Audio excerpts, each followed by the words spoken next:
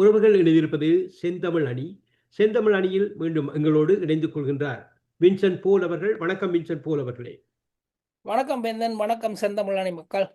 இன்று நாங்கள் இந்த போர் பற்றியதான செய்திகளைத்தான் பார்த்து கொண்டு வருகிறோம். உலக அளவிலே மிக பெரியதொரு பதற்ற நிலை இருக்கிறது. காரணம் போரின் தொடர்ச்சி. பிப்ரவரி 28 ஆரம்பித்து இன்று நீண்டதொரு ஒரு மாதத்தை கடந்து இன்னும் 3 நாட்கள் கூடியும் விட்டது. ஆனால் போரின் காரணமாக பொருளாதார நிலையில் உலக அளவில் பொருளாதார தேக்க நிலை, அதாவது இந்த பொருளாதார தேக்க நிலை ஒரு நகைச்சுவையானதோ அல்லது தவறானதோ என்று பார்க்க முடியாத, அது முக்கியமாக எண்ணெய் வள சிக்கல் ஏற்படுகிறது. எண்ணெய் பாவனையாளர்கள் அல்லது வாகனங்கள், தொழிற்சாலைகள் என்பன பாதிக்கப்பட்டிருக்கிறது. பல நாடுகளில் இந்த எண்ணெய் வளத்தை எப்படி பாவிக்க வேண்டும் என்பதற்கு கூட பல திட்டங்களை கொடுத்திருக்கிறார்கள். அப்படி பார்க்கின்ற போது இந்த போர் தொடர்ந்து இருக்குமாக இருந்தால் எண்ணெயினால் ஏற்படக்கூடிய சிக்கல்கள் எப்படி போகும், அல்லது எண்ணெய் வளங்களுக்கான மாற்று திட்டங்கள் அல்லது மாற்று நாடுகள் இதற்கான முயற்சிகளை மேற்கொள்ளும் என்று நம்ப முடியுமா? அது ஏற்கனவே துவங்கிவிட்டது. எப்படி துவங்கிவிட்டதுனால், அந்த ஜெர்மனியுடைய வலதுசாரி கட்சி இருக்குதானே, ஏஎஃப்டி கட்சி, அந்த கட்சி பெரும்பான்மை வெற்றி பெற்றிருக்கிறது இந்த தடவை நிறைய இடங்கள்ல. அடுத்து ஆட்சியை பிடிக்கும் என்று கருதப்படுறது. அவர் நேரடியாகவே சொல்லிவிட்டார், கிளைமேட் சேஞ்ச், அந்த சுற்றுச்சூழல் பிரச்சனை என்பது ஒரு புரளி. அதை நாங்கள் புரளி என்று டிக்ளேர் பண்ண வேண்டும். நாங்கள் இதுவரைக்கும் இந்த இயற்கை எரிபொருள் அந்த வகையிலே ஜெர்மனியில என்ன செய்தார்கள் தெரியுமா? நிறைய அணு மின் நிலையங்களை உடைத்தார்கள். என்றால் அவர்கள் சுற்றுச்சூழல் சம்பந்தமான விழிப்புணர்வு உடையவர்கள் என்ற பெயரிலே. அது நடந்த பிற்பாடு அந்த அந்த ரஷ்யாவுடைய நோர்த் ஸ்ட்ரீம் பைப்லைன் வழியாக எண்ணெய் வர வேண்டியது, அந்த பைப்லைனை இந்த சுற்றுச்சூழலை முன்னிறுத்துவர்களை ஆட்களை வைத்து உடைத்தார்கள். ஆக ஜெர்மனை என்ன சொல்றது, பட்டினி போட்டார்கள். எண்ணெய் வளம், இயற்கை வளம் என்ற பெயரிலே பட்டினி போட்டார்கள். இப்போது அரசு விழித்து கொண்டு அதற்கான வேலையை செய்கிறது. இது ஒரு நாடு மட்டுமல்ல, அனைத்து நாடுகளும் இந்த இடத்தில் விழிப்புணர்வு அடைகின்றன. உதாரணத்துக்கு கனடா உலகத்தில் 2வது 3வது எண்ணெய் நிலப்பரப்பை எண்ணெய் வளப்பரப்பை வைத்திருக்கும் கனடா எண்ணெய் வெளியேற்ற வேண்டிய தேவை என்ன? ஏனென்றால் சுற்றுச்சூழல் மாசடைதல் என்ற பெயரிலே பைப்லைன் போடாதே, காட்டை அழிக்காதே, மரத்தை வெட்டாதே, அது எல்லாம் ஒன்றும் இல்லை. இது இவர்கள் எல்லாம் கிளப்பிய புரளி. இந்த வேர்ல்டு எக்கனாமிக்கல் ஃபோரம் என்று சொல்லக்கூடிய அமைப்பு, அதை போன்ற அமைப்பு, பெயர்களை இதில் சொல்ல விரும்பவில்லை.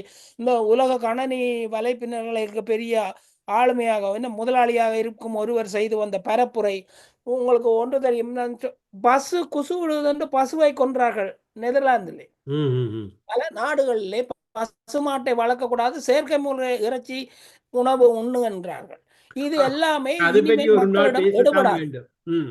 ஆ இது இனிமேல் மக்களிடம் எடுபடாது. இந்த ம், ம். இயற்கை மாசடைதல் என்பது அங்கு ஒன்றும் நடக்கவே இல்லை. இவர்கள் இப்ப குப்பை கொட்டுவது, பிளாஸ்டிக் போடுவது, அந்த பிளாஸ்டிக் ஏதாவது ஆறிலே நிறைய பிளாஸ்டிக் மிதப்பது, பர்மா அல்லது பிலிப்பீன் அல்லது இந்தியா போன்ற நாடுகளிலே மக்கள் தங்களுடைய சிவிக் சென்ஸ் என்ற பொது பழக்க வழக்கத்தை சரியாக செய்யாமல் குப்பைகளை போடுவதால் திரள்வதை மட்டும் காட்டி காட்டி இவர்கள் சொல்கிறார்கள். ஆனால் அதே நேரத்தில் நீங்க பாருங்க, பசிபிக் பிராந்தியத்திலே ஹவாய் தீவை விட பெரிய அளவிலே ஒரு பிளாஸ்டிக் தீவு மிதக்கிறது. ம். சரி, உலகளவிலே சமுத்திரங்களிலே வந்த பிளாஸ்டிக் கழிவுகள் நீரோட்டத்திலே சேர்ந்து அந்த இடத்திலே சுழல் துவங்கி அது தீவாக மிதக்கிறது. இதற்கு பக்கத்திலே இருக்கிற அமெரிக்காவோ கனடாவோ இந்த ஆர்ஜென்டினாவோ எதுவுமே செய்யவில்லை. ம், ம், ம்.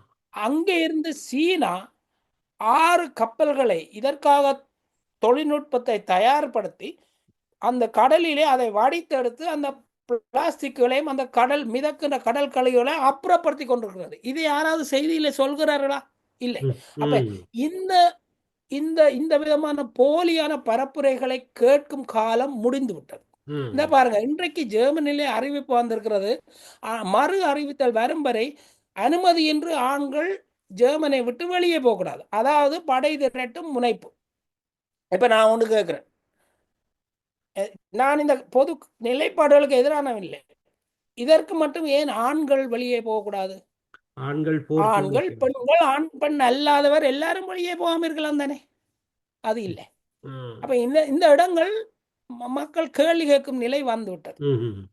இப்பொழுது ஒரு வருகின்ற இந்த சூழல் இப்ப இந்த கட்டத்தில் எனர்ஜி லாக்டவுன் இப்பொழுது பவர் பாவிக்க முடியாத ஒரு சூழல் வருகின்ற ஒரு நிலை வருகின்ற பொழுது மக்கள் நிலை மிக பொருளாதார நிலை பாதிக்கப்பட போகிறது என்பது உண்மைதான். எப்படி பார்க்கின்ற பொழுது புதிய ஒழுங்குமுறை ஊடக ஒழுங்கு எப்படி இருக்கும் என்று நீங்கள் நினைக்கிறீர்கள்? இது 1492 இருந்து துவங்கிய அந்த நாடு பிடிக்கும் வெறியும் நாடு பிடிக்கும் தேடலும் அந்த காலனிய காலமும் இந்த ஈரான் மீதான தாக்குதல் வழியாக ஈரான் முடித்து வைக்கிறது. இந்த வலியவர்கள் சென்று அடுத்த நாடுகளை பிடித்து அதன் வழியாக தங்கள் வளத்தை பெருக்கின்ற நிலை சரிதானே? அந்த ம். அந்த நிலை இதோடு முடிகிறது. கண்டம் கண்டுபிடித்தோம், நாட்டை கண்டுபிடித்தோம் என்று சொல்லி சொல்லி அந்த காலம் முடிந்து அதன் வழியாக அதன் பிறகாக துவங்கின என்ன சொல்றது, அமெரிக்க அதிபர் ஒருவனால் முன்வைக்கப்பட்டு அதன் பின்னணியில் உருவான ஐக்கிய நாடுகள் சபை தனது அழிவை நோக்கி போய்கொண்டிருக்கிறது. ஐக்கிய ம். நாடுகள் சபையின் பொருளாளர் கதற துவங்கிவிட்டார். நாங்கள் ஆமாம். செயல்படுவதற்கு உரிய பணமும் வழிமுறைகளும் இல்லை என்று. இதிலே ஐக்கிய நாடுகள் சபைக்கு அதிகம் பணம் கொடுக்கும் அமெரிக்கா ட்ரம்பினுடைய கையிருப்பதா? ட்ரம்ப் அது கொடுக்க போவது இல்லை. இல்லை. ஏற்கனவே ட்ரம்ப் WHO இருந்து விலகி விட்டார், உலக சுகாதார அவர் நிறுவனத்திலிருந்து. ஏற்கனவே இந்த சொல்லிவிட்டார். நிலையிலே இதையெல்லாம் இதற்கு பதிலாக பீஸ் சொல்லி ஒரு புதிய ஒரு அமைப்பை தான் உருவாக்கி விடுவதாகவும் கூறிவிட்டார் தானே. அப்படி அவர் உருவாக்கி அவரே தான் இருக்க வேண்டும் அதிலே. அவருடைய கூட்டாளி நேட்டோ நாடுகளை கூட அதில் போய் சேர போறது இல்லை. ஆமாம். சரி, இப்ப என்ன சொல்றது, border of peace border of peace என்ற அந்த அமைப்பதாக கூறிக்கொண்டு போர்ட் நோபல் ஆஃப் பரிசு பீஸ் சொல்லி பெறுவதற்கான அவர் சேர்த்து முயற்சிகளில் அதில் ஈடுபட்டார். நாங்கள் எல்லாம் வருகிறோம்னு நிறைய பேர் வந்தார்கள். அது துவங்கி அதன் நடவடிக்கை போய்கொண்டிருக்கும் நேரத்திலே அந்த பீஸ் அந்த சமாதான தூதுவர் ஈரான் மீது தாக்குதலை நடத்தினார். அந்த அந்த பீஸ் ஆயிட்டது. ஆமாம். இப்ப இதுல ஆமாம். என்னோட பார்க்கணும், இஸ்ரேல் வந்து ஐக்கிய நாடுகள் சபை வழியாக ஈரான் மீது ஈரான் வந்து முறையற்ற போரை நடத்தி பிற நாடுகளை தாக்குகிறது. ஈரான் மீது நாங்கள் ஐக்கிய நாடுகள் சபை தாக்குதல் நடத்த அனுமதிக்க வேண்டும் என்ற கோரிக்கையை முன்வைக்க புறப்பட்டது. அதற்கு ரஷ்யாவும் சீனாவும் பிரான்சும் முன்னரே எதிர்ப்பு தெரிவித்துவிட்டன. நாங்கள் இதை தடுப்போம் என்று வீட்டோவை பார்வைப்போம். லண்டன் எதுவும் சொல்லவில்லை, UK எதுவும் சொல்லவில்லை. சரி, இது ஒரு பக்கம் இருக்கு. அந்த பிரிக் என்ற ஒரு அமைப்பு இருந்தது தானே, அது ஒரு தற்காலிகமான ஒரு செயல்பாட்டு வரைவு போன்ற ஒரு திட்டம். அதன் வழியாக நாடுகள் ஒன்றிணைந்து பேசி செயல்பட்டு கொண்டிருந்தன. இந்த போர் முடிவு வரும் காலத்திலே என்ன நடக்க போகுது என்றால், உலகத்திலே பல நாடுகள் ஒருங்கிணைந்து தங்களுக்குள் ஒரு புதிய கூட்டமைப்பை உருவாக்கி அதன் வழியாக இயங்கும் காலம் வந்துவிட்டது. ம். எண்ணெய் சேகரித்து வைத்தல் என்பது முக்கியமான ஒன்றாக இருக்கிறது இந்த சூழலில். சில முக்கியமான G7 நாடுகள் கூட உங்களுடைய எண்ணெய் பாவனையை குறைத்துக் கொள்ளுங்கள், தனியார் வாகனங்களை ஓட்டுதலை தவிர்த்துக் கொள்ளுங்கள், பொது போக்குவரத்தை பயன்படுத்துங்கள் என்கின்ற ஒரு கருத்தை முன்வைக்கிறார்கள். இது ஒரு விதமான அச்சுறுத்தலாக பார்க்க முடியுமா? மக்களுக்கான ஒரு அச்சுறுத்தல். இப்பொழுது நீங்கள் கூறியது போல இந்த சூழல் மாசடைகின்ற என்ற செய்தியை வெளிப்படுத்தி மக்களை ஒரு பயமுறுத்தி கொண்டிருக்கின்ற ஒரு நிலைக்கு அப்பால் இது சென்று கொண்டிருக்கிறது போல் தெரிகிறது. நீங்கள் எப்படி பார்க்கிறீர்கள்? இதிலே 2, 3 கேள்விகளை நான் பதில் கேள்வியா வைக்கிறேன். ஆனா அதுல தகவல் ஒன்றையும் சொல்லலாம். அது ம். ஏற்கனவே செய்தியா வந்தது. இலங்கையில ஒரு அமைச்சர் சொன்னார். கொரோனா பீரியட்லே சேர்த்து வைத்த, பதுக்கி வைத்த எண்ணெய் தன்னிடம் இன்னும் இருக்கிறது. அதை நான் இன்னும் வெளியே எடுக்கவில்லை. அதையே பயன்படுத்துவேன் என்ற மாரி ம். தன்னுடைய நண்பர் சொன்னார் என்று ஒரு இலங்கை அமைச்சர் சொல்லியிருந்தார். நல்ல விஷயம். இப்ப ஒரு இலங்கை அறிவித்த அந்த புதன்கிழமையிலே விடுமுறை என்பது ம். எண்ணெய் சேகரிப்புக்காக என்பது ஒரு முன்னெச்சரிக்கை. அது அது சரிபிழை என்பதற்கு அப்பால் அது அந்த அந்த நடவடிக்கை மக்களுடைய ஒரு சின்ன விழிப்புணர்வை தரும். ம். அந்த அது ஒரு வகையிலே. இதே போல பிற நாடுகளிலே விலையை கூட்டிக் கொண்டிருக்கிறார்கள். இன்னொரு வகையிலே இப்ப உங்களோட அதுதான் பதில் கேள்வி. இப்ப இந்த மாரி தட்டுப்பாடு வருங்காலத்திலே ஒரு கொஞ்சம் பேர் எண்ணெயை சேர்த்து வைத்தார்கள் என்றால், அதை பதுக்கல் என்பார்கள். அது சரிதானே? அப்ப இலங்கையை பொறுத்தவரையில் புதியதொரு திட்டம் ஒன்று முன்வைக்கப்படுகிறது. 1929ஆம் ஆண்டில் 2ஆம் உலகப் போரின் பொழுது பிரித்தானியாவினால் உருவாக்கப்பட்ட எண்ணெய் பாதுகாப்பு குழாம்கள் புனருத்தாரணம் வழங்கப்பட்டு அதை சரி செய்து அதற்குள் நி எண்ணெய்களை நிரப்பப் போவதாக ஒரு செய்தி வெளியாக இருக்கிறது. அது இலங்கைக்கு நல்ல செய்தி தான். அது நடக்குமா நடக்காதா அது வேறு விடயம். இல்ல இப்ப எண்ணெய் அது ஒரு எண்ணெயை சேகரித்து அது வளங்கள் செய்யும்போது விநியோகிப்பதற்கான ஒரு சேகரிப்பு நிலையமா தான் இருக்க முடியும். நீங்கள் எவ்வளவு காலத்துக்கு தான் எண்ணெயை சேர்த்து வைக்க முடியும்? ஒரு நாட்டினுடைய தேவைக்கு. ம். சரி, ஒரு ஒரு அவசர தேவை. ஒரு புயல் வந்து விட்டது. ஒரு துறைமுகம் உடைந்து விட்டது. அல்லது ஒரு பகுதியால் கப்பல் வர முடியலை. இப்போது ஹூமஸ் வளைகுடா சம்பவம் போல. இந்த மாரி நேரங்களிலே ஒரு 10 நாளைக்கு சேர்த்து வைக்கலாம். ம். அதுக்கு மேலே போகுமானால் அந்த எண்ணெய்க்கான பணம் அவ்வளவு இருக்கும். அந்த அளவு பொருளாதார இருப்பு சின்ன சின்ன நாடுகள்லயே இருக்குமா? சரி, ம். அப்படியே இருந்தாலும் இப்ப பாருங்க, இதுக்கு எண்ணெயை சேர்த்து வைக்க வேண்டுமென்றால், ஓ என்ன சொல்றது? குரூட் ஆயில இருந்து பிரித்தெடுத்த து மற்ற எண்ணெய் வகைகளை சேர்த்து வைக்க வேண்டுமென்றால், அதற்கு மட்டும் கட்டுமான செலவு மட்டுமே கனடா போன்ற நாடுகளிலேயே எவ்வளவு ஆகும்? இலங்கையில் ஏற்கனவே இருக்கிறது. அது 1929 திருவோணமலையில நிறைய இடங்கள் திருவோணமலையில் குதங்கள் இருக்கின்றன. பிரித்தானியர்கள் போர்க்காலத்தில் பயன்படுத்திய எண்ணெய் குதங்கள் அப்படியே இருக்கிறது. பயன்படுத்தப்படாமல் இப்பொழுது மிகவும் ஒரு பாவிக்கப்படாத சூழலில் பாதிக்கப்பட்டிருக்கிறது. ஆகவே அதை திருத்தம் செய்து அதை சரியாக ஒழுங்கான முறையில் கொண்டு வருகின்ற பொழுது இலங்கையில் அந்த பிரச்சனையை தவிர்த்துக் கொள்ளலாம். அதுக்கு இந்தியா கூட ஆதரவாக தங்களுடைய உதவியை வழங்கப் போவதாக ஒரு செய்தி வெளியாக இருக்கிறது. இதெல்லாம் ஒரு இடைக்கால செயல்பாடு தான். நான் இது ஒரு சம்பவமாக இலங்கையை முன்வைத்து சொன்னீங்கன்னா, அதை செய்யலாம். இலங்கை வைத்துக் கொள்ளலாம். அதுக்கு இலங்கையில பொருளாதார வசதி இருக்கிறதான்னு பார்க்கணும். அவ்வளவு எண்ணெயை வேண்டி சேகரித்து வைக்கிறதுக்கு.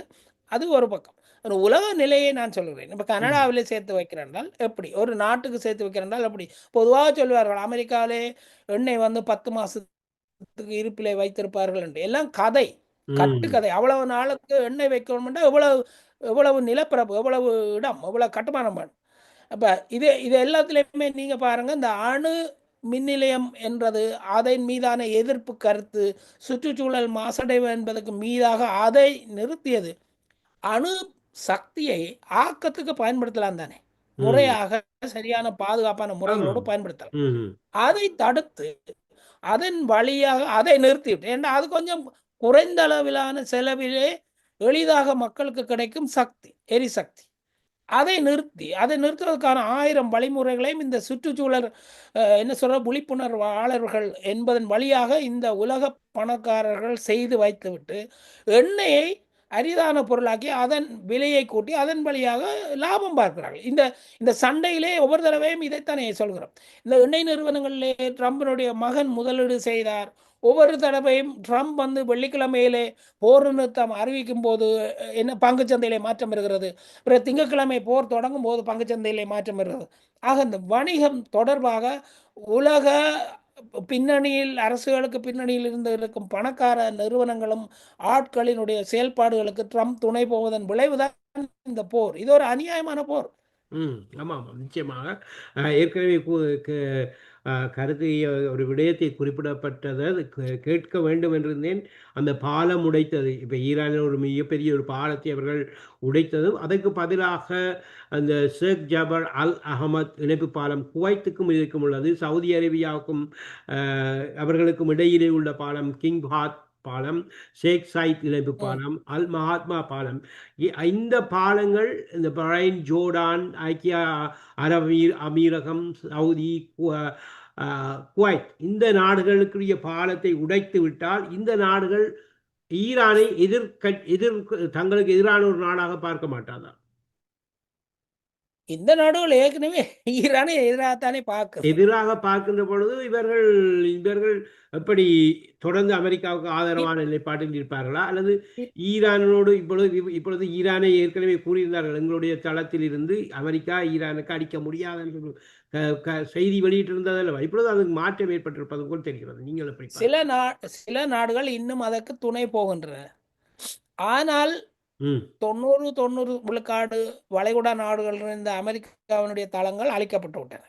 அது இனிமேல் பயன்பாட்டுக்கு வருவதற்கு அது ஒரு 10 மாதமாக கட்டுமானங்கள் செய்ய வேண்டும். அதற்காக மிகப்பெரிய செலவு வரும். அது இல்லை. இப்போ இப்படியே வைத்துக்கொள்வோம். இந்த வளைகுடா நாடுகளில் சிலர் வந்து ஈரானுக்கு எதிரான நிலைப்பாடு அமெரிக்காவை தனது நாட்டை தளமாக பயன்படுத்த அனுமதிக்குமாயிருந்தால் அவை மேலும் தாக்குதல்களை தான் எடுத்துக்கொள்ள வேண்டும். அவர்கள் தரைவழியான போருக்கு போவதற்கு அந்த மாதிரி நாடுகளிலே சவுதியிலேயோ கட்டாரிலேயோ அல்லது யுஏஇலேயோ படைகள் இல்லை. அவர்களுடைய இருக்கக்கூடிய படைகள் ஒரு சிறிய அளவிலான தற்காலிக படைகள், வெளிநாட்டு ஆட்களை வாடகைக்கு அமைத்து உருவாக்கி வைத்திருக்கும் படைகள்.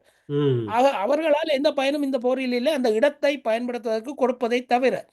ஆனால் அந்த இடமே இந்த வளைகுடா நாடுகளே ஈரானுடைய கை கட்டிய தூரத்தில் தான் இருக்கின்றன. ஈரானுடைய ஏவுகணை ட்ரோன் தாக்குதலுக்கு உட்பட்ட எல்லையில் தான் இருக்கின்றன. அவர்கள் எதிர்ப்பு நிலைப்பாடை எடுக்கக்கூடாதுன்னு சொன்னால் 1974 எண்ணெய் ஒப்பந்தம் வரும்போதே அமெரிக்காவோடு சேர்ந்து போனவர்கள் தானே. அந்த இன்னும் அந்த நிலைப்பாட்டிலிருந்து விடுபடவில்லை. ஒபேக் அமைப்பினூடாக. சரி, இதில் இன்னொரு முக்கியமான விடயம் பேச வேண்டியதாக இருக்கிறது. ஈரான் இஸ்லாமிய நாடா?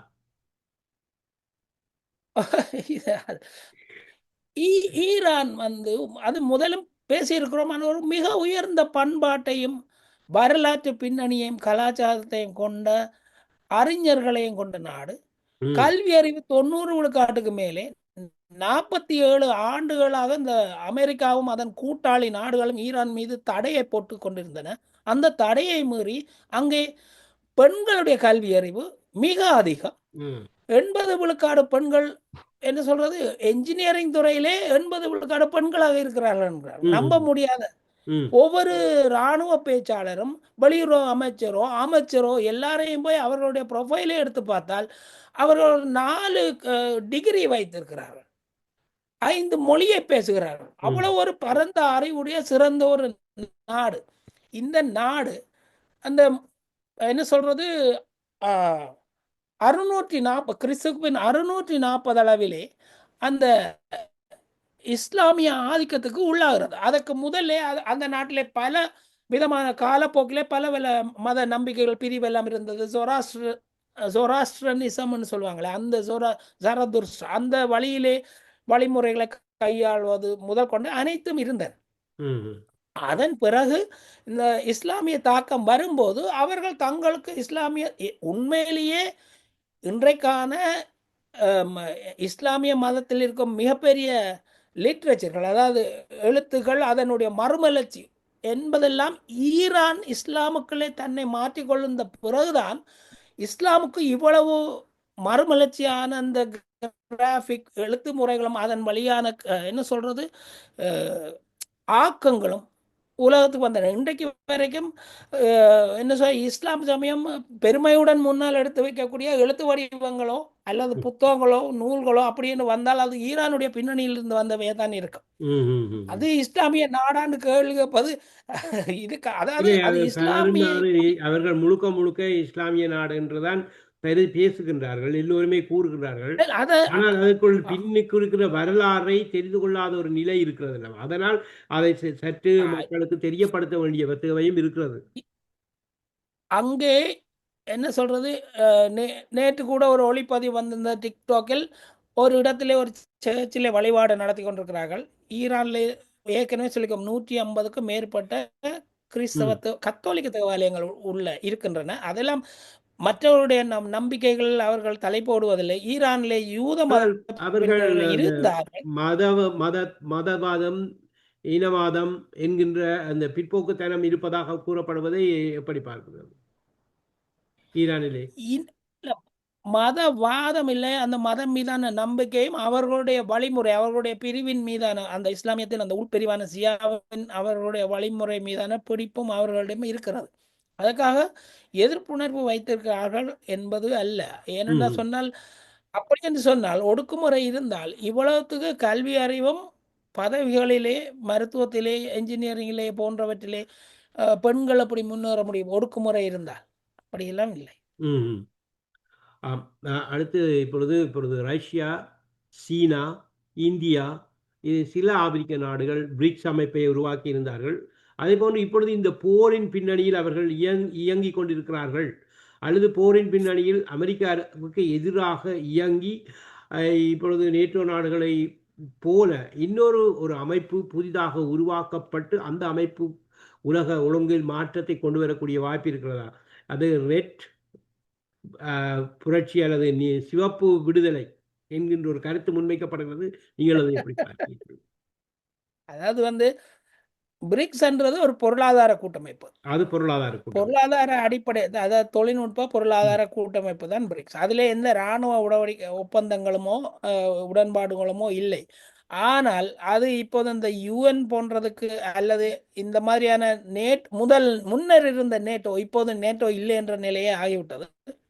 நேட்டோ போன்ற இராணுவ கூட்டமைப்புக்கு எதிரானது கூட அல்ல. அது வெறும் பொருளாதார கூட்டமைப்பு, தங்களுக்குள்ளே ஒன்றித்து வளருவதற்கான அமைப்பு.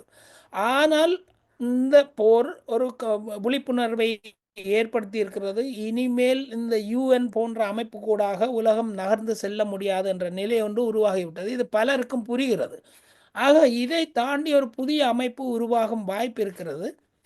அது பிரிக்காக இருக்க முடியாது, அதை போன்ற வேறு வகையில் அதுக்கு நீண்ட நாள் எடுக்கும். ஏனென்றால் இந்த தலைவர்களை ஒன்று கூட்டி பேசி, ஆனால் நீங்கள் சொல்லும் ரெட் என்பது இந்த இடத்திலே சீனா பொருளாதாரத்திலும் இராணுவ பலத்திலும் பல மடங்கு முன்னேறி இருப்பதனால் அது அந்த பின்னணியில் வருவது. ரஷ்யா, கியூபா போன்ற நாடுகள், கியூபா, மெக்சிகோ, அந்த நாடுகள் எல்லாமே இந்த பக்கத்தில் அதாவது தாங்கள் முன்னேறுவாக பார்க்கின்ற, எப்போதும் ஒடுக்குமுறைக்கும் சுரண்டலுக்கும் உள்ளாகாமல் தாங்கள் சேர்ந்து முன்னேறுவோம் என்று பார்க்கும் நிலையை இப்போது நாடுகள் எட்டி விட்டன. அதை இப்போ வந்திருக்கும் சமூக வலைத்தளங்கள் ஊடாக மக்கள் உண்மைகளை அறிந்து கொள்கிறார்கள்.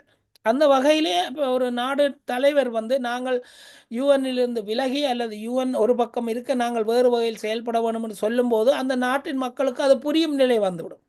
இப்போ பாருங்களேன், முதலிலே ஈரானிலே எத்தனை எதிர்ப்பலைகள் இருந்தன.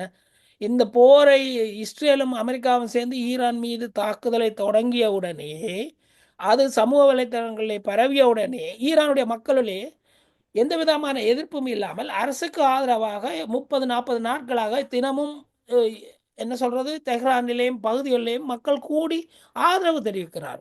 அப்ப நிலை மாறிவிட்டது, மக்களுக்கு உண்மை புரிகிறது. அந்த நிலைக்கு உலகம் வந்தது சமூக வலைத்தளங்களை நாங்கள் ஒரு வந்ததுக்கும் அப்பால் அமெரிக்காவிலேயே 90 லட்சம் மக்கள், 9 மில்லியன் மக்கள் அமெரிக்க அதிபருக்கு எதிரான போராட்டத்தில் ஈடுபட்டிருந்தார்கள். அமெரிக்க அதிபருக்கு எதிரான போரில் மிகப்பெரிய அளவிலான தொகை இந்த போராட்டத்தில் ஈடுபட்டதாக நீங்கள் பார்த்திருப்பீர்கள். நிறைய காட்சிகள் போடப்பட்டிருந்தது, அதை பார்த்திருப்பீர்கள். இப்படி இருக்கும் பொழுதும் அவர் அதை எதையுமே காதில் வாங்காதவராக இருப்பது அவருடைய தலைமைத்துவத்தை பற்றி கூறக்கூடியதாக இருக்குமா? இல்ல, அவர் அவருடைய லீடர்ஷிப் தலைமைத்துவம் ஒன்றுமே என்பதை தாண்டி கேட்காமல் விடுவது, மக்கள் எதை கூறினாலும் தன்னுடைய காதுக்கு எடுபடாது என்பதை காட்டுகிறதா அவருடைய தலைமைத்துவம். காதில் தானே போட்டுக்கொள்வது என்பது. ஆனால் என்ன நடக்கும் என்றால் அங்கே இருக்கக்கூடிய செனட் சபையின் ஊடாக அவர் மீது இம்பீச்மெண்ட் வருவதற்கு வாய்ப்பு இருக்கிறது. அந்த இடைக்கால தேர்தல் என்பது வேற இருக்கிறது. அந்த நேரத்தில் அவருடைய சார்பில் பல தோல்விகள் கிடைக்கும். அரசியல் வீழ்ச்சி இருக்கும். அந்த கட்சிக்கு வீழ்ச்சி இருக்கும். அந்த கட்சி சார்ந்தவர்கள் நெருக்கடி கொடுப்பார்கள். அது அமெரிக்காவின் உள்நாட்டு பிரச்சனை. ஆனால் அரசியல் பிரச்சனை. பொதுவாக மக்களை பொறுத்த வரைக்கும் இவ்வளவு பேர் தெருவில் வருகிறார்கள். இதைத்தான் பார்க்கணும். இப்போ சாரியாக அமெரிக்க இளைஞர்கள் தரை வழியாக ஈரானில் இறங்கினால் சாக போகிறார். ஈரான் சும்மா நடந்து போவதற்கு குவைத் மாதிரியான ஒரு மணல் தரை அல்ல. ஈரான் எடுத்த உடனே கடலால் இறங்கின உடனே மலை பகுதி நீளத்துக்குமே ஈரான் தன்னுடைய மலையை வைத்திருக்கிறது ஒரு பாதுகாப்பு அரணாக. அப்ப இந்த இந்த போரிலே எந்த போரிலுமே அமெரிக்கா வென்றதில்லை இதுவரைக்கும். உலக நாடுகளிலே போய் தேவையில்லாமல் ஒவ்வொரு நாட்டிலையும் தரையிறங்கி அங்கே ஆட்சி மாற்றத்தை கொண்டு வருகிறோம், அந்த மக்களை விடுவிக்கிறோம் என்று சொல்லி அந்த மக்களை கொன்று இதுவரைக்கும் அமெரிக்கா கொண்டிருப்பதே 32 மில்லியன் மக்கள் உலக அளவிலே. இது தேவையில்லாது தானே. ஆக இதுக்கு போய் நான் ஏன் சாக வேண்டும் என்ற எண்ணத்துக்கு அமெரிக்க மக்கள் வந்து விட்டார்கள். என்னுடைய குழந்தை ஏன் போய் சாக வேண்டும்? அதுக்கு தான் அந்த போராட்டம் நடக்குது. இப்பொழுது இந்த போர் முடிவுக்கு வரும் என்பதற்கும் அப்பால் அல்லது இப்பொழுது இந்த முடிவுகள் ஈரான் சார்பாக அமையப் போகின்றது என்பது திட்ட தெளிவாக தெரிகின்றது. அப்படி இருந்தாலும் அமெரிக்காவும் இஸ்ரேலும் தொடர்ந்து போரில் ஈடுபடுவோம், இல்லை சமாதானம் என்கிறது. ஆனால் இஸ்ரேல் அதிபர் தொடர்ந்து போர் தான் என்கின்ற கருத்தை முன்வைப்பதாக தெரிகிறது. நீங்கள் எப்படி பார்க்கிறீர்கள்? அதை ஈரான் திரும்ப திரும்ப வலியுறுத்தி வருகிறது. இன்னொரு முறை இவர்கள் தாக்காத அளவுக்கு இவர்களை சோர்வடைய செய்து இவர்கள் இனிமேலும் ஒரு போர் என்பதை இன்னும் ஒரு 40-50 ஆண்டுகளுக்கு நினைத்து பார்க்காத அளவுக்கு செய்து முடிப்போம் என்றுதான் ஈரான் இதை செய்கிறது. ஈரான் மீதான பொருளாதார தடையை 47 ஆண்டுகளுக்கு முதல் அமெரிக்கா துவங்கும் போதே ஈரான் தன்னுடைய போருக்கான தயாரிப்புகளை துவங்கிவிட்டது. இதை நாங்கள் எப்படி பார்த்தால் ஒவ்வொரு ஆயுத தயாரிப்பிலிருந்து மற்ற அணிகள் சேர்ப்பது வரை மக்களை பொருளாதார ரீதியாக, மன ரீதியாக, அறிவு ரீதியாக தயார்படுத்துவது வரை நீங்கள் பார்த்தால் அந்த பெண்களில் 80 விழுக்காடு என்ஜினியர் இருக்கிறார்கள் என்பதை நீங்கள் இப்படி புரிந்து கொள்ள வேண்டும். ஒரு சிறிய கருவியை செய்ய வேண்டும் என்றால் அதுக்கு தொழில்நுட்ப அறிவு வேண்டும். ஈரான் அந்த அளவுக்கு என்ஜினியரிங் கல்வியை வளர்த்து வைத்திருக்கிறது. ஆக எல்லாரும் என்ஜினியர் ஆக தேவையில்லை. ஒரு 1ஆம் ஆண்டு அல்லது தொழில்நுட்ப பிரிவில் படித்தவரை கூட ஒரு ட்ரோனை தயாரித்து விட முடியும். ஆக அந்த மாதிரியான தயாரிப்புகளை செய்வதற்கு கூட முன் தயாரிப்போடு அது ஒரு நீண்ட கால முன்தயாரிப்பின் பின்னாக துவங்கிய போர். அதாவது இவர்கள் துவங்கவில்லை, இவர்கள் துவங்குவார்கள், இவர்கள் தாக்குவார்கள், தாக்கும் போது இவர்களுக்கு முறையான பதில் தாக்குதலை கொடுக்க வேண்டும் என்று சொல்லி சொல்லி சொல்லி நகர்த்திய போர். அதன் விளைவை அவர்கள் இஸ்ரேல் அதன் விளைவை அனுபவிக்க வேண்டும்.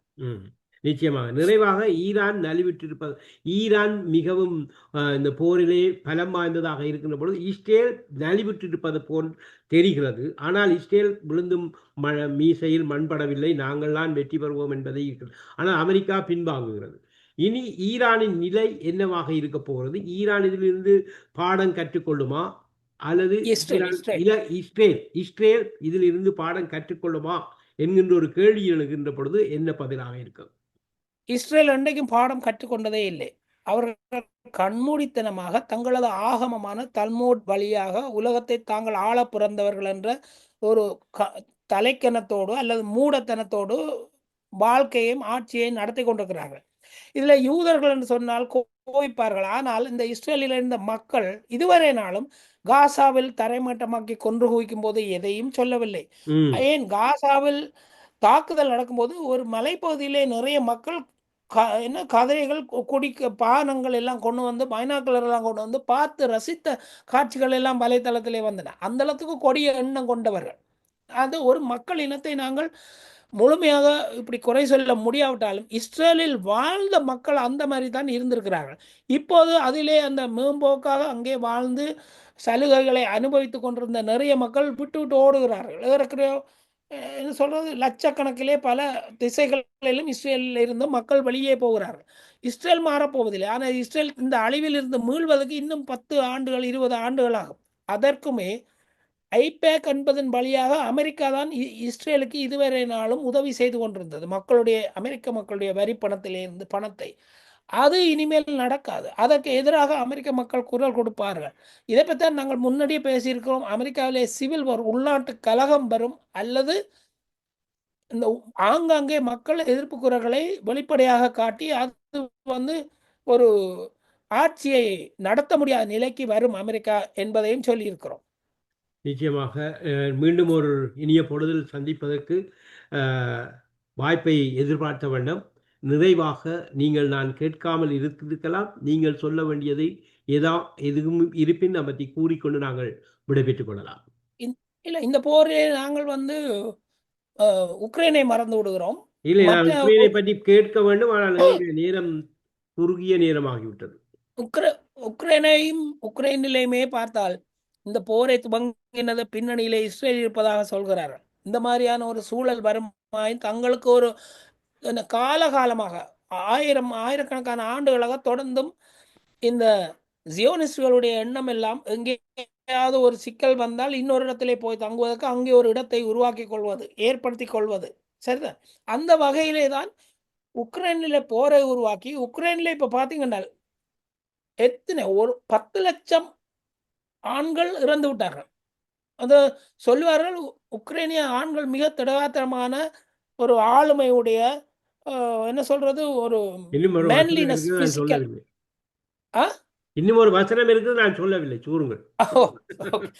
அப்படியான ஆண்கள் செத்தொழிகிறார்கள். ஏன் அந்த நாட்டை அழித்து அந்த நாட்டின் ஒரு பகுதி ஏறக்குறைய உக்ரைனுடைய தென் பகுதியை தங்களுக்கு வசதியாக மாற்றுவது ஒரு எண்ணம் என்பது ஒரு செய்தி. அதை வந்து வெளிப்படையாக ஒரு யூதரே ஒளிப்பதிவில் சொல்கிறார். அதுக்கு பதிவுகள் இருக்கின்றது. ஒரு ஆள் சொல்வதால் அது உண்மை என்று ஆகிவிடாது. ஆனால் அதே போலதானே செயல்பாடுகள் நடக்கின்றன.